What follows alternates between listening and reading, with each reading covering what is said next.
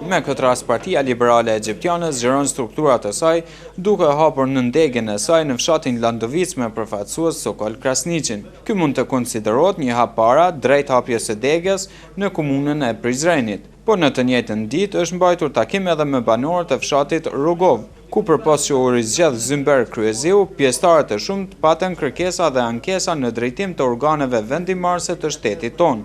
Everton Berisha, deputet i Kuvendit të Kosovës, shprehu gatishmërinë për të ndëgjuar dhe për të marrë përgjegjësinë për të ndihmuar komunitetin e tij.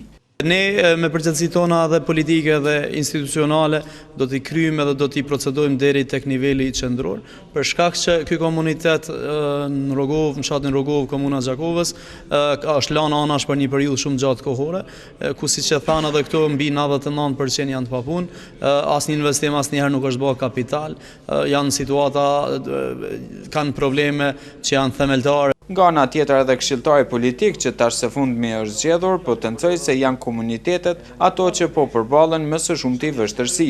Lagja ka qenë e nevojshme të informohet rreth strukturave të Partisë Liberale Egjiptiane. Në njëjtën kohë edhe ne si parti kemi pasur nevojë të dimë rreth kërkesave të lagjës, se cilat ku mund të bazohemi më tepër rreth përpilimit dhe realizimit të kërkesave të tyre. Papunësia, pamundësia për të pasur qasje në skemen programore sociale, varrezat e fshatit Rogov, ndriçimi e shumë të tjera ishin temat boshte që u diskutuan.